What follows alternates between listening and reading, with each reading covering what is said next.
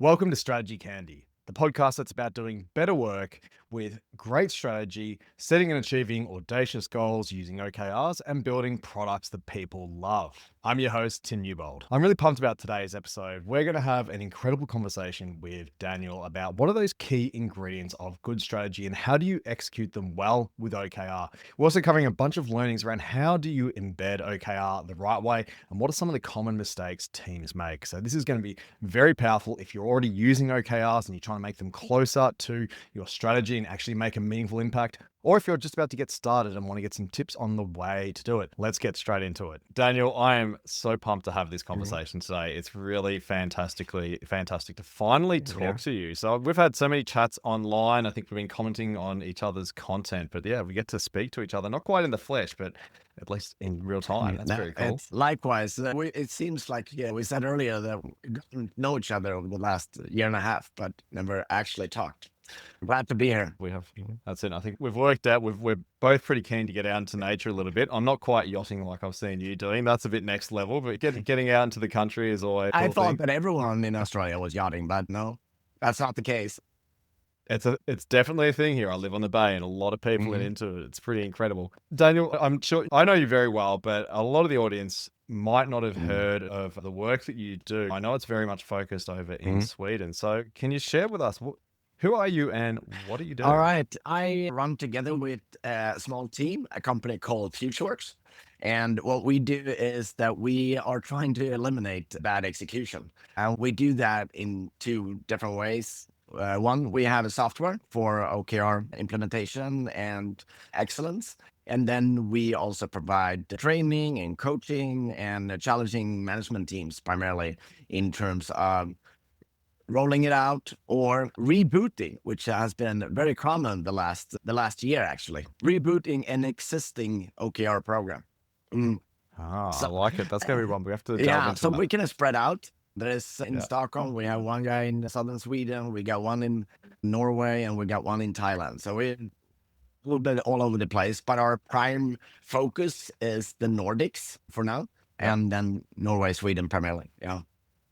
Yeah, and then just got an expansion casually into Thailand as well. It's just people like you have a colleague that's on a boat, right, sailing around. We got a guy in Thailand. Yeah, that's cool. I tell you, this is the other thing that I've learned in life. If you can work with companies and people that operate in the destinations you want to go to, they're by far the best people you're working with. I think having a team member in Thailand, that's a really good approach. So I'm curious, tell me a little bit more about the customers that you typically work with. Obviously, you got that great coverage through Sweden and a little bit in Thailand. What's the typical customer that you're working with? I would say that our focus, size-wise, is primarily companies from, say, 200 people upwards towards 1,000. That's our prime target group. But in terms of businesses, we are very much spread out. So I work with everything from SaaS companies to I work with Sweden's biggest funeral home agency to some of these old Swedish industrial companies. So it's in terms of businesses, and I do a lot of work with hotels. One of the largest organizations in the Nordics called Strawberry. I love that name, by the way. And so it's a very spread out in terms of business. And in Norway, not so much in Sweden, but in Norway, we do a lot of work with not public. What do you call that? State-run, municipal, and that type. Governmental-owned organizations.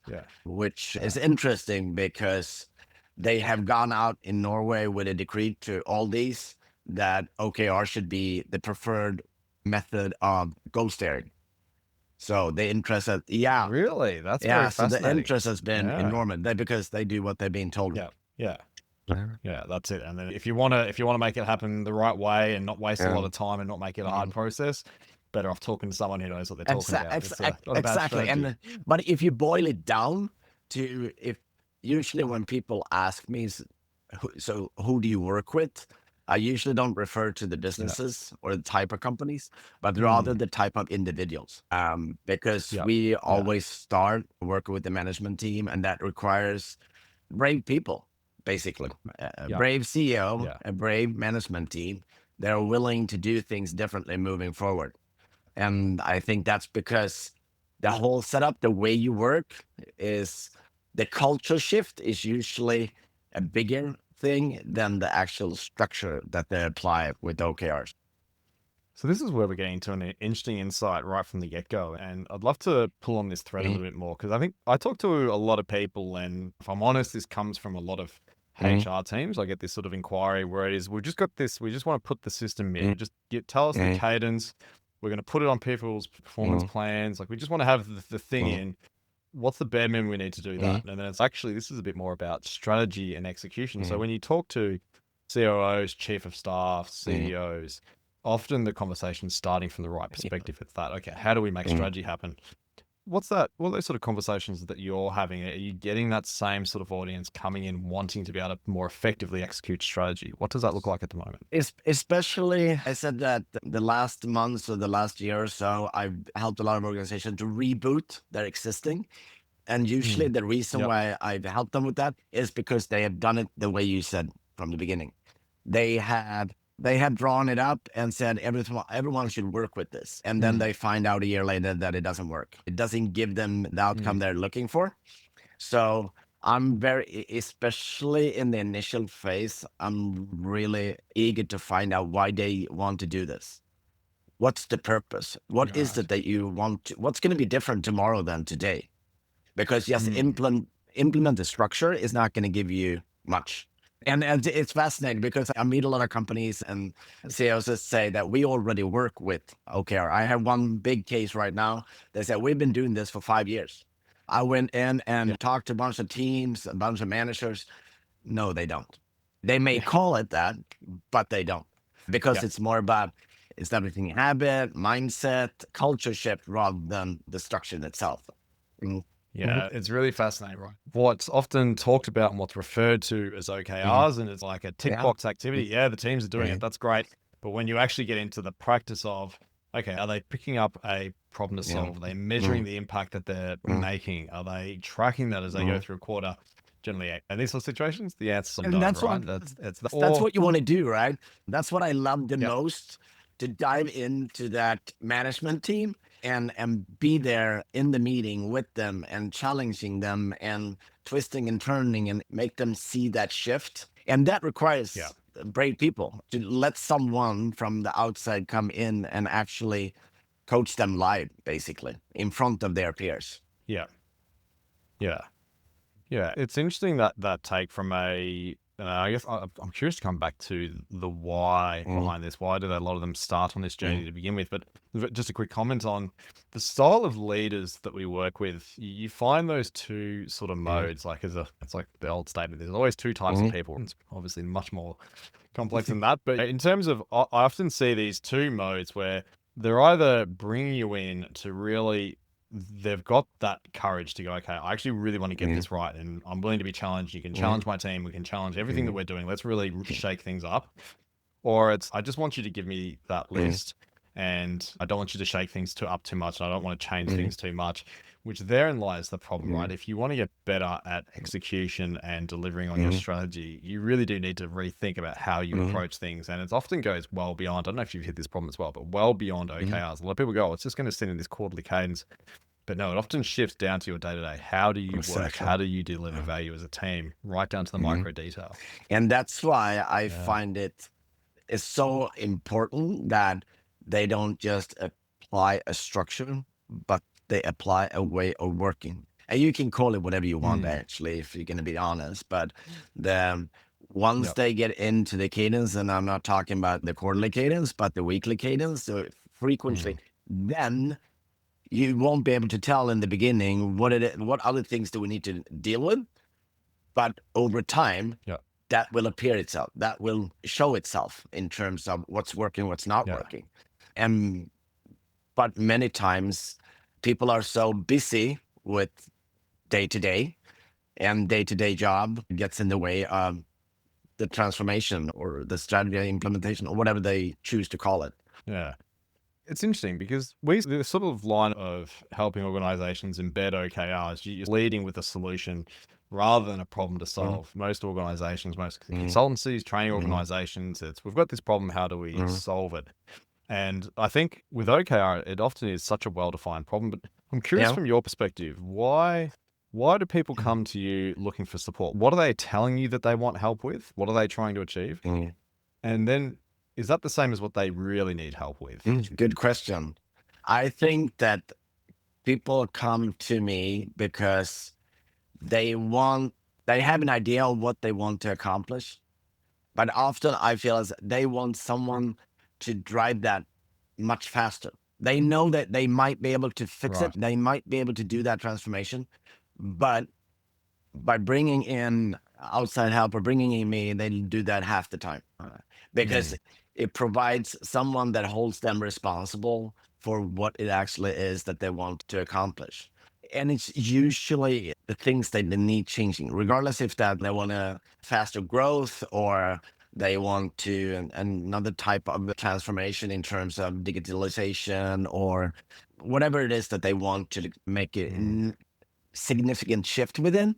That's what they usually are looking for. Yes. So there's some sort of burning problem for them that they want to solve, and it is that sort of might be growth, it might be around that sort of cohesion alignment.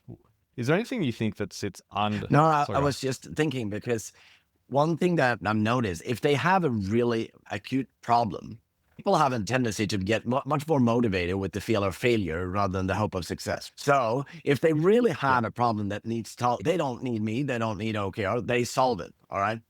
The problem is yeah, that yeah. often what the transformation is about a better future in 2 years' time, 3 years' time, 5 years' time, right? And that's the hope of success. And apparently Yeah.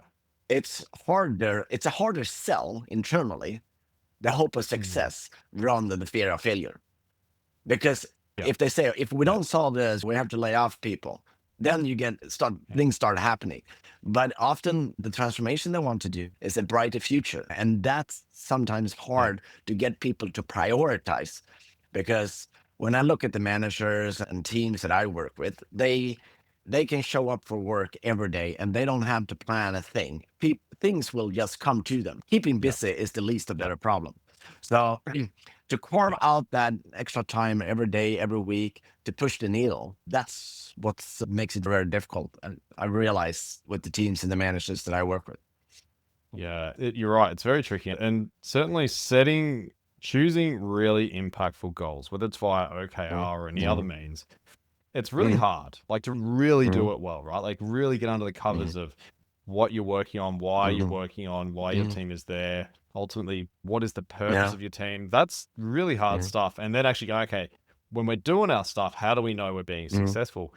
These are tough questions mm, to ask. And when you go from a state of, here's the thing, just go mm, do it, mm, to have to ask these quite really deep questions, people do find it very hard. And so there's that almost a natural friction that can come up where, unless there is some sort of crisis, it can be mm, quite, you don't have that same mm, level of mm, motivation. You do get those inspired mm, individuals. I call them missionaries that are there to really, they want to see mm, things done better. They want to see the mm, organization mm, transform mm. in a certain way, but it's quite hard.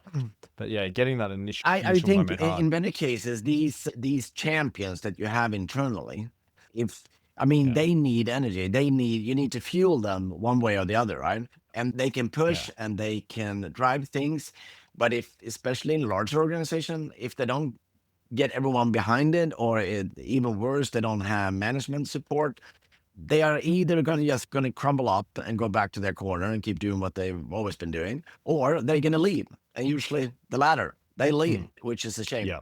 So Yeah. that's a challenge for a lot of people. Mm, That's it. And that's where, like, thinking about some local companies for you, Spotify, mm, organizations like that, that they're trying to drive change and be mm, impactful, they'll soak up that talent. They've got plenty of places to go. It's that sort of thing where it's like you've got to be fighting for the best talent and yeah, create an environment where they feel mm, inspired. you do. Yeah. Love it. I'm curious. We talked a little bit about the why here, and I want to rewind the conversation a little bit about what got you started with OKRs and why you're very passionate about it. You talk about it a lot. Why are you so into it? I came across a version of this back in 2010. Right. Previous to that, I've been doing leadership training, sales training internally for a big media house here in Nordics. And I got fed up with the fact that people showed up for my trainings, especially managers. And then I knew Mm. that By the time they got to the airport, they've probably forgotten half of what I said. And by the time they went back to the office, they implemented 5%. All right. So I wanted Mm. to make a shift. And then in terms of, all right, if it doesn't create value, them coming to me, I'll go to them. And that's why I got into Yeah. working with goal, the whole area of goal setting and strategy execution and Mm. OKRs. And I did that for several years. And I saw the impact because I saw that when you challenge people and you challenge people over time, you gradually push people outside their comfort zone. And that's where the magic happens, right? And that's where people Yeah. actually want to be. But we are, as individuals, often quite, if we're going to be frank, sometimes we're lazy. We take the easy route. And for a lot of Yeah. organizations, they there to perform a task and they have a job to do and they get paid for that job. And but when you get that excitement about something in a team, you can create enormous difference in results. So that's where my passion actually grew.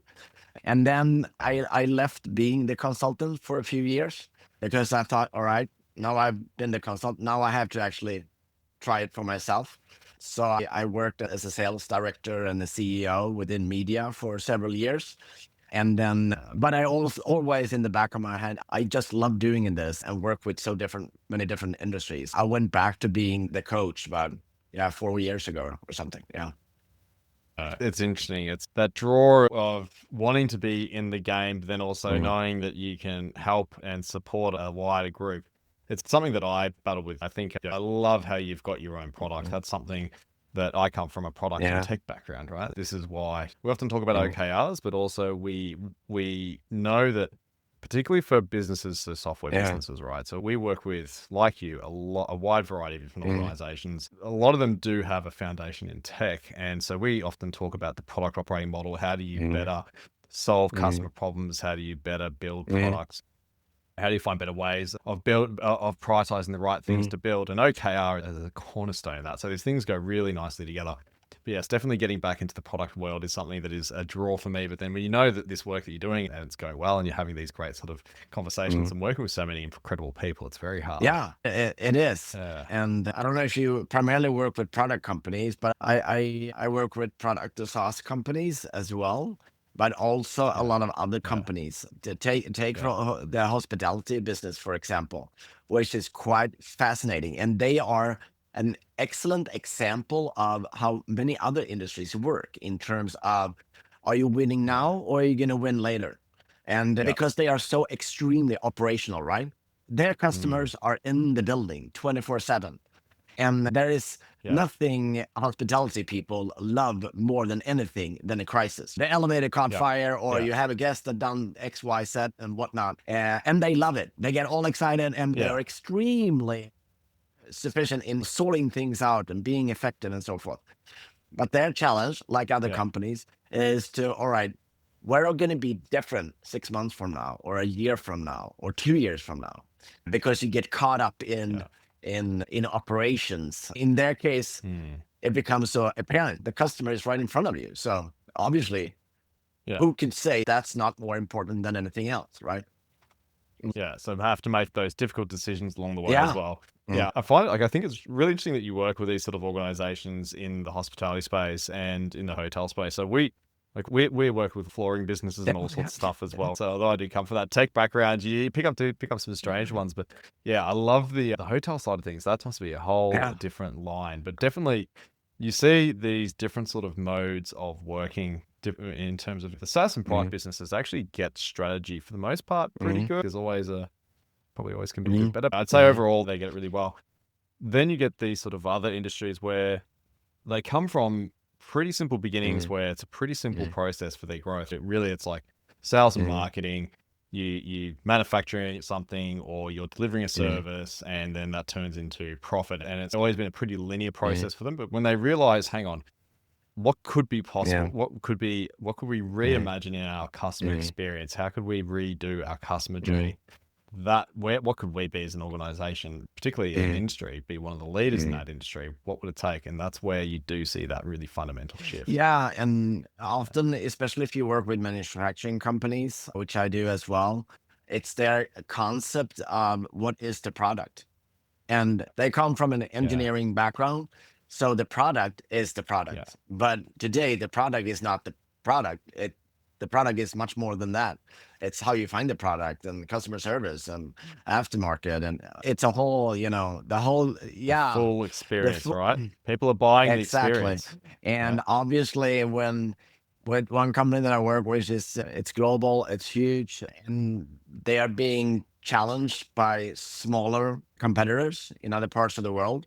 And obviously, they're smaller, more agile. They don't have the legacy that can Yeah. be really quick in anything that is, before and after the core product, which is could possibly gain momentum.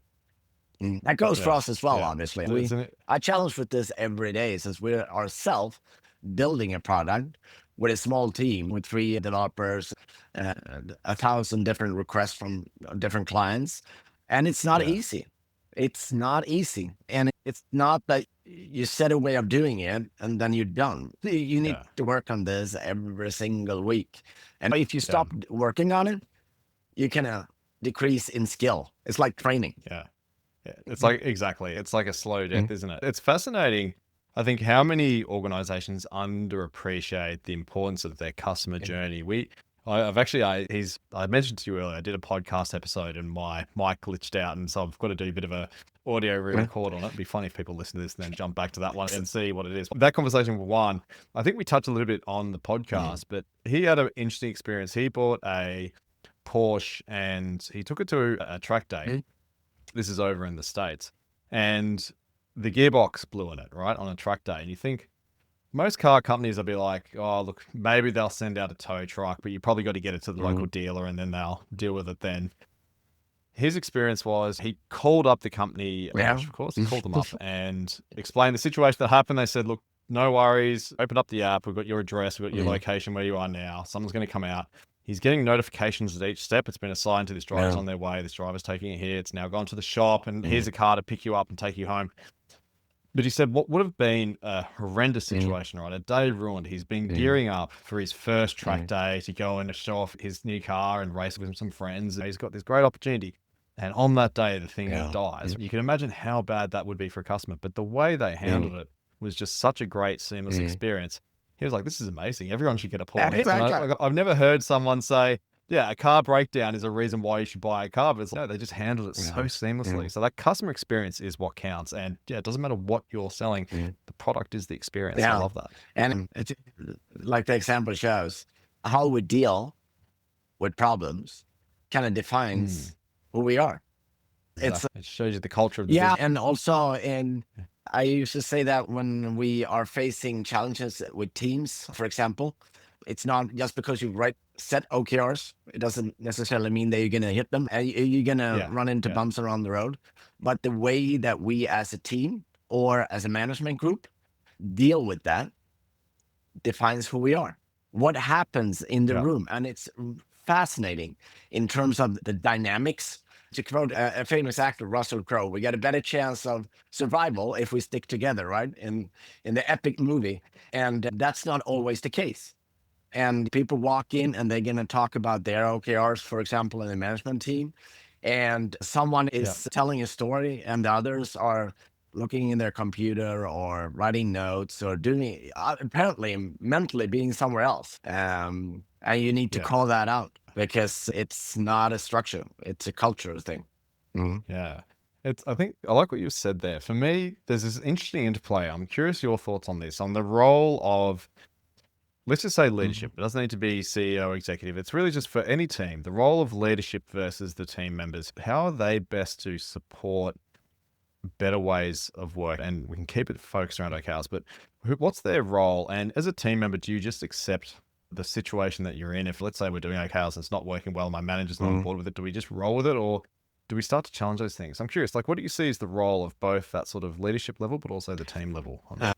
I believe that in order to make it work, in order for people to have a fruitful engagement, there need to be trust or psychological safety, or call it whatever you want, within the team. If you have that, obviously it's easy to call it out, but you still, I have some seriously fuck up projects where I've realized, if a couple of months into the project, that there is absolutely no psychological safety within this team. And Yep. then it doesn't Yeah. matter what you implement, call it OKR or whatever. It's not going to happen anyway, because people are just looking out for Yeah. themselves. There is no trust in between. So the role of leadership is to create the circumstances. No, that's the wrong word, but create the foundation to succeed. Mm. And being, Yeah. as we all know, it's all about transparency. And Mm. as a leader, you need to take the first step in terms of letting the guard down, show where do I go wrong? And if the leader doesn't do that, all right, Mm. then it's up to the team to do it. Yeah. Because they can create that snowball effect themselves, even if the Yeah. manager don't start. Because sometimes I'm sitting and talk to team members and they complain about the manager. He should do this, or she should do this and that. All right. You can never change that person's behavior. You can only affect your own behavior. That's within your circle of influence. So start there. Mm. And if that doesn't work, well, Mm. do it somewhere else. Yeah. Yeah. That's it. I like what you said there. It's like you can't change other people's behavior, but you can create the foundations. But even then, I like you said circumstances, and you said that's the wrong word, but I feel like it fits here, which is you create an environment for how the team will perform. And if your behavior reflects the right sort of values and you're showcasing the psychological safety with the team, then the team will typically follow along with that.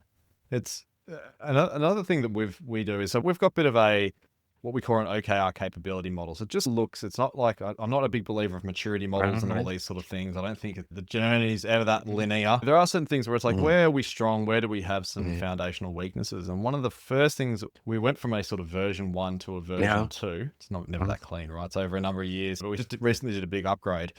And it's, the underpinning foundation is psychological safety. And as part of when we do an assessment, we look at, okay, where is the team's psychological safety? And often leaders, some of them are really good with it. Some go, I don't know, why are we asking these questions? It doesn't feel like this relates to OKR. But I think the point you made is exactly why we do that assessment. But, and how do you do that? And then do you ask everyone in the team or in the entire organization, or? There's different modes, and it depends on how long the organization's been doing it and whether they're brand new to it. So we have a lightweight version, which is we do it ourselves. We get in there and have a bit of a look around. We often do that now as a starting point when we first start these conversations. We're not going to send a survey out to everyone. It's generally, you can get a pretty good idea before that. And so we'll capture these insights. If it's like what you call the reboot, we call it the OKR revitalization. It's funny, very close name, same intent, clearly. We might do a more detailed questionnaire that we send out as part of that. And yeah, if it's someone that we've been working with, literally, we're about to kick one off with a customer tomorrow. That one is quite a detailed assessment. And what it does is it gives us back a score that we can then assess and work out, okay, where do we sit on each of these sort of scales? So how we do that. Yeah, but it's good. It's good. You need to get the insights from the team members. That's the key thing. If you just do that exercise, because we've done it in the past where it's just with management. So yeah, then you go talk to the team and it's not. Exactly. And one thing is asking the question, but I also know that sometimes people answer what they think you expect them to answer. And what I love the most is when you've asked around a little bit, but one thing that I do a lot is that I say, okay, I just want to be a fly on the wall. I'm going to be an observant. I'm not interacting at all. You have described the way you work today. Let me be part of these meetings. Let me see how people talk to each other, how they respond. Do they coach each other? Do they ask questions? Are they talking? And that's where I find the good stuff comes out, because then after a while, they actually forget that I'm in the room, and then they start acting like they usually do. And the learnings are amazing in terms of behavior says a lot. Behavior says a lot. Yeah. It really does. It really does. It shines through very brightly. And I think that's why I like it. What you're saying earlier about the foundations and the circumstances, that is the role of leaders. I'm curious just to dig into a little bit of the team. Like, what's your take for the team members? If I'm part of a team and the organization's committed to driving outcomes and making a better impact than what they do today, but my manager's not quite on board, what do I do? Do I just pack up and go? Or you mean that the company is striving forward, but my manager? My manager's not on board. She or he doesn't like it. I back to, you cannot change other people. You can only change yourself. Mm. There are two things. One thing that you shouldn't do and one thing you should do.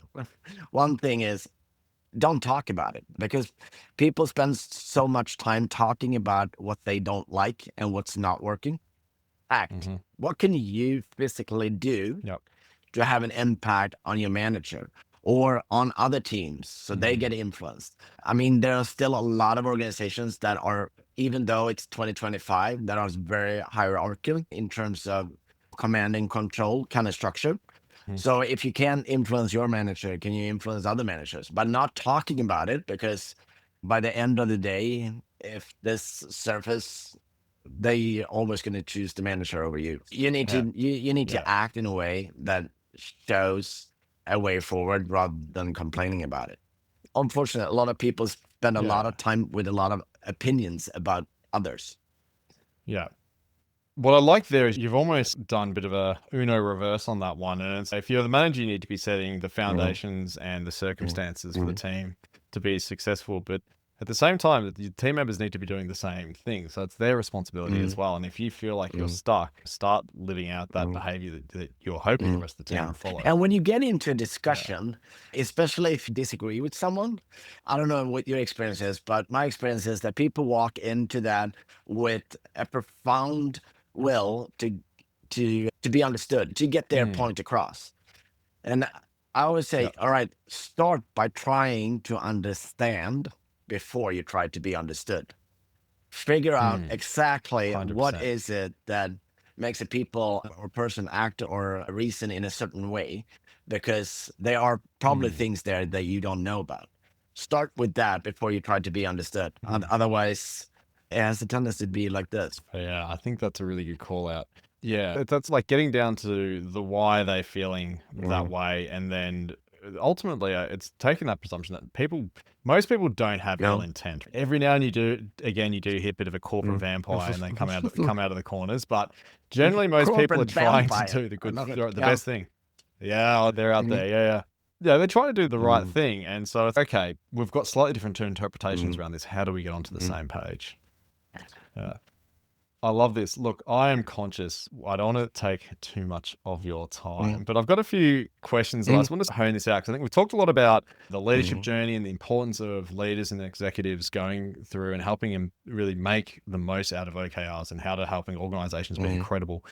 I'm wondering, what are some of the sort of top mistakes that you see people making with OKR at the moment? And what's the latest thinking that you've had, or how are you hoping Mhm. organizations start to do things differently? I'm looking for what are some of the big mistakes that people make, but then also what's some new thoughts that you've got around how it can be done better? When it comes to big mistakes, I must say on top of the list is inability following up. Mm, We set our goals and then we don't talk about them for length of time. It could be different. It could be okay. yeah, We don't talk about it for a month, or we don't talk about it for a yeah, quarter. And obviously yeah. this could be different depending on which organization you're in and how transactional it is and the speed of the organization in itself. But the general is Yeah. we don't talk about it enough often in comparison to what we should. And I think that because people makes it too complicated. They have Yeah. big meetings and they are ill prepared. So it becomes a hassle to talk about it often. And that's usually an objection that I get. We don't have time. You're going to talk about it for 15 minutes a week. You have 15 minutes. Trust me. All right. And if you don't have 15, make 15 Yeah. minutes. And I can, Yeah. and so that's number one. And Yeah. just jumping on that, I think that's such a good point. 15 minutes. Is this not your most important goal right now? Is this not the Mhm, most important problem for you to solve? If mhm, it's not, then sure, I can imagine you don't have 15 minutes. But if mhm. we've all agreed this is the most important Exactly. thing, you bloody well have a lot more than 15 minutes. 15 minutes should feel like it's barely Exactly. enough. And I think that kind of goes back to the way that things have been implemented. And obviously, Mm, if they said in corporate at some function and create this is the format, this is the template you're going to fill out. All right, everyone fill it out. Everyone needs to have X number of OKRs. You get what you ask for. If people are not mm, involved and it's not a clear connection to the strategy or what you actually want to achieve, it's it's not going to be the most important things. So that's probably the number one. And we know that regardless if we're talking about OKRs or anything else, all the science say the same thing, that more often you are confronted with a goal that you set, the more likely you are to reach it. Simple. Everyone would agree on this. But the difficult thing is not that people don't know that they should. The problem is that they don't do what they know. It's like going to the gym. You know what you're supposed to do there, but you're slacking basically. And the second most common thing, and I assume that you may feel the same way, but that is that we're looking at data or outcomes that there's nothing we can do about it. Meaning that we are tracking lagging measures rather than leading measures. So by the time we look at it, every time we look at it and follow up on it, we look in the rear view mirror. And we have a discussion about what went wrong, what did we do, what could we have done, rather than looking forward in terms of what can we do moving forward. So those are probably the most, and then there are a bunch of other stuff as well. But and if I were to ask a third one, then I don't add a third one. Yeah. Hey, before we jump into the third one, I just want to jump on that because I think it's so true, because we so often hit this, we don't have leading indicators, or it's too hard to pull out, or we don't have that type of business. I have 2 defense customers, right? Now, defense, we're talking like for a lot of the bottom line numbers, we won this deal. And like for some of them, it's like $100 million deal. We only won this $100 million deal. And I'm like, cool, like when was the work that happened for that? And it's, that was 6 years ago, right? Maybe 10 years ago. But they can find leading indicators. Like having worked with them, they've gone down to some bleeding edge leading indicators. And a lot of these companies have quarterly OKRs where we're having to see the impact straight away. And it's like, if a defense company can do it, I don't care who you are, like you're fine if you do it. Maybe if it's like some ultra long term, we're trying to like anti-gravity machine business, we're coming up with an anti-gravity machine. I don't know. Maybe that one could be a bit but far it doesn't matter for everyone else. Like you can always find leading indicators. And I also work with fast-growing company within the defense industry, but I'll give you an even worse example. This is a couple of years ago, but I work with nuclear plants. All right. Yeah. One of the big nuclear plants in Sweden. And they develop the plant continuously. All right. So the engineers were building stuff that were supposed to go into the plant in 8 years' time and be completed. They worked with 14-year projects. And we got it down to, okay, so what's the most important thing this quarter? How do we measure progress? Because if you start, and the general idea when we walked in was that every engineer, he was or she was working on their little part, and they said, it's 14 years. What does it matter if I slip a week or 2? If everyone does that, we're going to have a problem. It's not going to be 14 years. It's going to be 18 years, which was actually the case back then.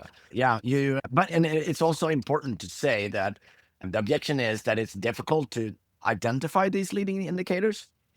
That's why you need to train it, right? That's why you set in, you learn, this worked, this didn't work, we set it again.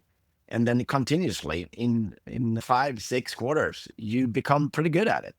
Yeah. And that's so good. I cut you off on a third. Yeah. And the third is that which has been the case with a couple of my clients, unfortunately, is that they set it, they roll it out, everyone is excited, but the excitement ebbs out. How do you call it? It diminish in the top layer. So they stop talking about it, even though the rest of the organization is still working on it, and they get good effect, but not nearly as much as they could have, because top management have moved on to something else. Exactly. I say you get 1% of the value from individual OKRs. You get about 69% of the value from team OKRs, and then there's about a 30% value from the executive team. So I've had this same situation. I've also come into businesses where basically the whole business worked with it, but the executive in land doing something else. But when you see that momentum lost at the executive level and you see the buy-in of the teams, it's like you're still getting a huge amount of the value, but it's really taking away that last little bit, because teams are actually pretty good when it comes to choosing the right things to solve and working on the right areas. They're pretty good at that. But when you don't have the whole business working in that one cohesive way, it really does diminish it a heck of a lot. And you lose a on one key area, and that is alignment. Yeah, Because the exactly. alignment needs to start at the top because it has a ripple effect throughout the entire organization. So that's primarily, you can get a lot of effect out in the teams, but you lack the alignment from the top out. So, Yeah, mm, it's amazing. All right, I know I've already gone over yeah. time with you, but I did have that one last burning question, which was, what is like something, either something that new that you're experimenting with, or some more, what's your latest thinking about OKR? Something that you're thinking needs to change a little bit. What's something new that you're playing with at the moment? I'm playing a lot with how to challenge team members in coaching each other. That's one thing. So the Yeah. craft in itself, basically what I do, and I try to pull them as far outside their comfort zone as possible, regardless if this is done digitally Yeah. or physically. I still, probably 80% of everything I do is online, but once in a while with these teams, you go out and you get people together. That's one thing. And also in larger organization, experiment, how do you fit the OKR framework into other governance structure that they have within the organization?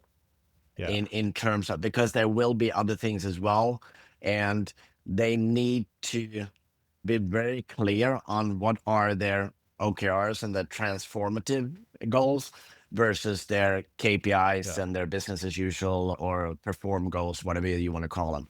We work a lot in terms of how we drive those to parallel. Both of them are important, but we need to be really focused on the transformation part.